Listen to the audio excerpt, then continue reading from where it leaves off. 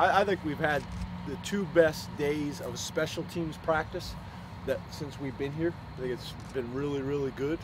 I felt really good about yesterday's energy and execution. We got some new things in, so it wasn't as clean as you'd like it to be, but that's typical on a Tuesday. I thought today, just being out here, not watching the film yet, but I thought, I was really pleased with how we practiced. I don't see as much of the defense as I do the offense, just because how I break practice up.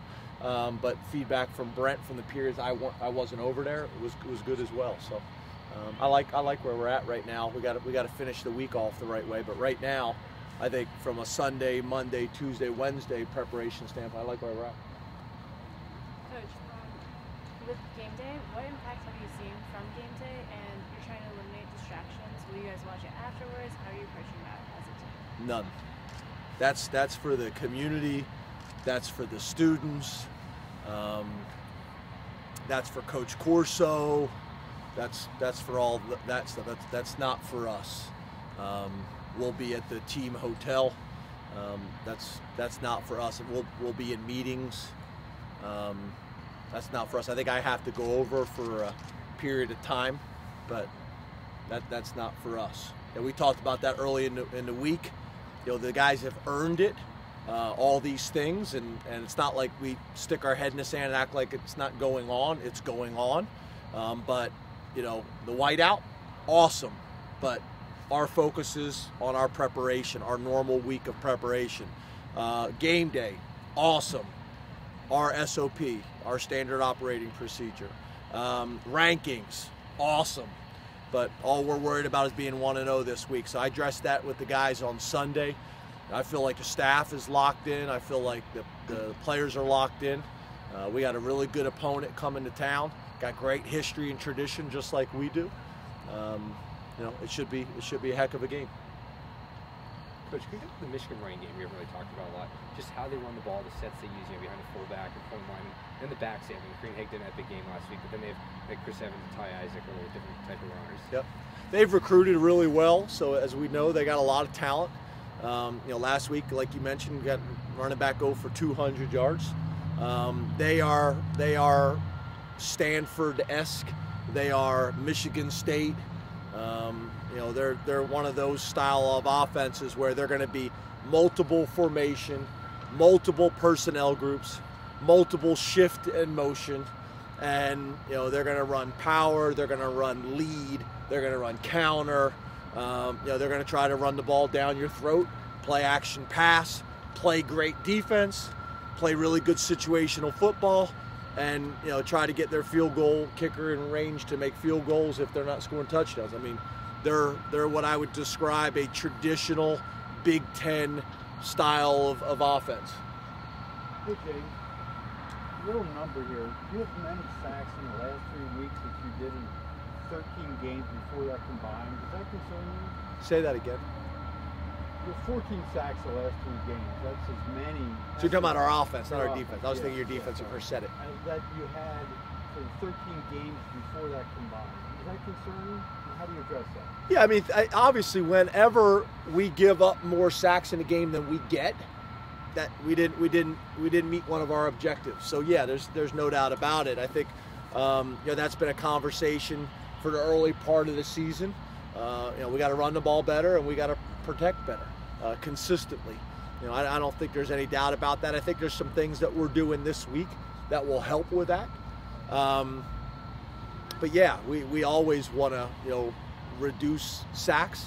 We always want to get as many as we possibly can. As you imagine, like most problems in life, it's not as simple as one thing. It's a combination of factors that go into it. But I see us improving. Just like we are at every single position, from techniques, from a fundamental standpoint, some things we're going to do scheme-wise to help out with that as well. I think we all know the game of football's won and lost up front. People invest a lot of time and energy in recruiting great defensive linemen, especially guys on the edge, and we try to do the same thing. So, that's kind of the game of football, that I've known my career, but I've also learned very well, getting here after what we walked into. So, it's a challenge for everybody. James, what's your relationship like with Jim Harbaugh? You guys have both been in it for a pretty long time. You recruit a lot of the same areas. You know, I'm sure you see each other at Big Ten Media Days, that sort of thing. I don't know him very well. Interact, like you're saying, at Big Ten Media Days and somewhat in recruiting. Got a lot of respect for him. Obviously, he's been very successful all the places he's been: San Diego, Michigan, Stanford, the 49ers, Michigan. So got a lot of respect for him. I know a bunch of guys on the staff. Pep Hamilton, I know all the way back from when I was at Maryland. He was at Howard. I go way back with him. A bunch of guys. So got a lot of respect for him. But I don't know him personally very well. I think he's fascinating. He's an interesting guy. But I don't know him very well. Got a lot of respect for his success and what he's been able to do as a player and as a coach. Did we ever see you guys take a spring break trip like that? Like what? Rome last year. With them or on No, your own? like on your own, not Oh. together. No. I don't know. That's probably a conversation kind of for the off season, caravans or something like that. I want to focus on this game and not spring break trips. There's some philosophical arguments in both directions for that. There really is. There's financial implications. There's a lot of things, as you can imagine.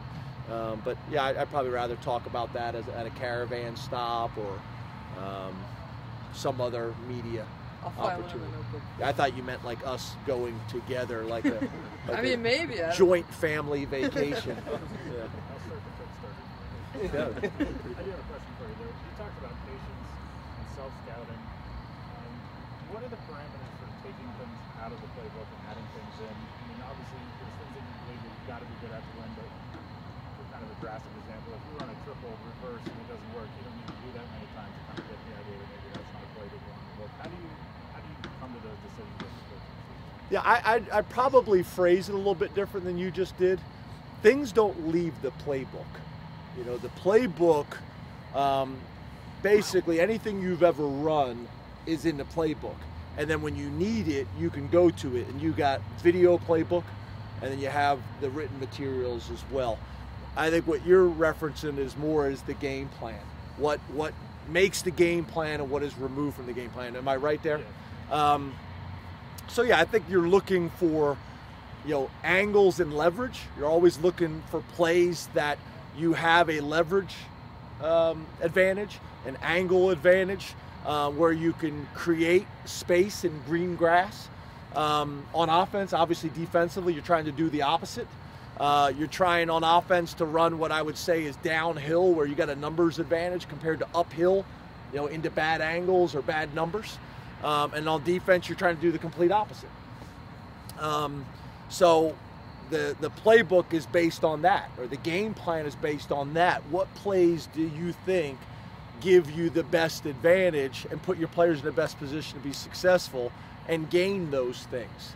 And also, where do you eliminate? I think the hard part that I think we're doing a pretty good job of is you can come up with 125 plays like that, but you can't get them all practiced versus all the looks. And I think that's the hard part between a young coach or an inexperienced coach and a veteran coach, is the art of what is that fine line of balance, that you have enough in the game plan that you're not predictable and keep the defense or the offense kind of off balance.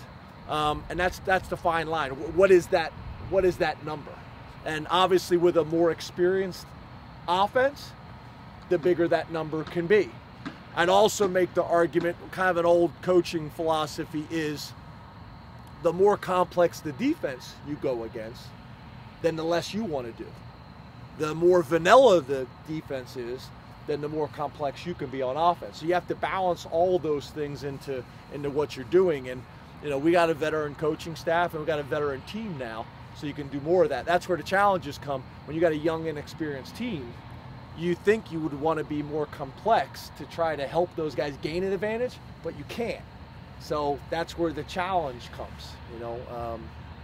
So I hope I answered the question. Time for 2 more. James, along with the key game this weekend, it's really a primary. Are they new glasses? What's that? They new glasses. Are they dimming on me? Are they When tinted? the light hits them, yeah, my wife just made fun. Yeah, they're new. My wife just made fun of them. And they're the tinted ones? Yeah. I said I'll get transitions, and now I did the transitions too. Didn't go well. Yeah. Got beat up by the players, by fans, by opposing fans. So that's why, like, you guys always ask, like, that guy that's with me all the time with the Gatorade and the markers and the towel. That's the other thing he does, is changing from the glasses to the sunglasses, where the transitions are so much more efficient and easier, but it's just not a good look. It's kind of like a played out dad deal. You know what I mean? I'm with you. Yeah. It looked good on him, though. They look great on you. Thank you. Let's talk about me. Let's talk about me. Mark, thank you. Well, getting back to big game, but also a major showcase opportunity for the recruiting efforts. How do you balance as a staff getting ready for this game, but also the logistics of hosting so many recruits, Yeah. and how do you maximize the opportunity? Yeah, it's a organizational nightmare, because you don't want to say no to anybody, but how do you make sure that all these kids that come have a good experience? Because here's the other deal. If you come and then you don't have the manpower to show them the attention, then it can backfire on you. And I think that's where a lot of people don't understand football and staff sizes. That's why you have the numbers that you have. Because when you're going to sign a class of 25 guys in a class, I'm just using that as an example, you're going to have to recruit in the starting point maybe 250 kids to get to that 25. So how do you manage all of that when we're at the game? Who's making sure that the kid that got stuck in traffic that shows up late that can't get into the game and is managing that issue, or don't know where to park, or it's a nightmare. So that's where you see these staff sizes, is to manage all of that. It is a challenge. It is really a challenge. Or the kid who you're recruiting who wants to bring 3 of his teammates, and typically we could probably accommodate that, but this game we can't. You know, so there's a lot of things that go into it. Families. That's the other issue right now with the official visits. I get it why we changed the rules and moved the official visits up, but that's a problem. Like this summer, we're going to be doing camp while official visits are going on. So you got to have the staff to be able to run camp, and we can't hire high school coaches anymore.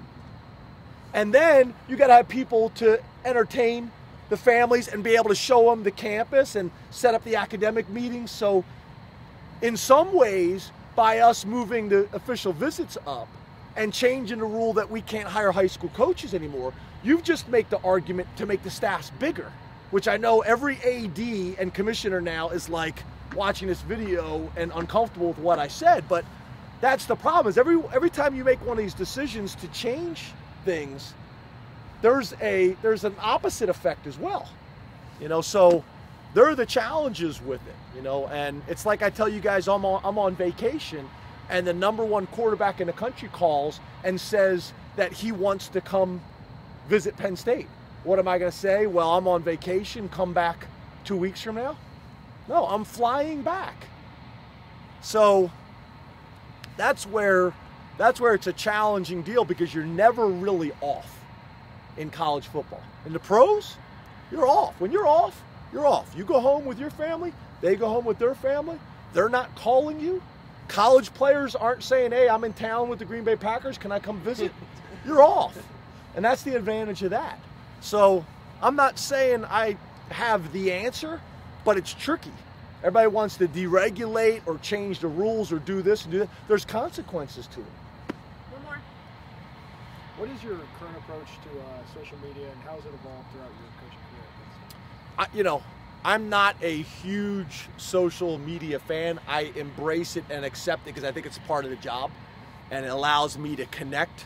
I do think home games, I'm going to be different on Twitter than I am away games, because I'm trying to create the best atmosphere in college football, because I know that's going to equate to winning. It's going to help winning. There's no doubt about it. It affects it affects the opportunities to be successful. So whatever I can do to help with that, I'm going to be a little bit different, when it comes to home games. Typically, I'm they make a quote and I'll tweet it out with a "we are," or I see someone else that has done something and I retweet it, and that's really it. I do monitor my players, and I have staff to do that as well. That's usually about the extent of it, but I also think that I also have a responsibility to promote Penn State football, the brand, and when I think we can expand the whiteout more than just the stadium and get all the bars downtown and all the restaurants and the schools and the businesses and Rothrock and Happy Valley Brewery and get all them people to white it out as well, and then get all the watch parties across the country to white it out as well. It's pretty cool. The whole state of Pennsylvania, white it out. So we can take what we have that's special in that stadium and grow it. And that's what we're trying to do with every aspect of our program, is to grow it. And people say, well, I don't have something white. You have bleach. Bleach.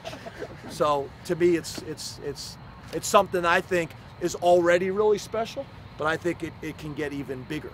I really do. I even talked to, I don't know if I'm allowed to say, I even talked to a local high school coach that when they have home games, the same weekend we're having a home game, can they have a whiteout? That would be pretty cool. So let's grow this thing.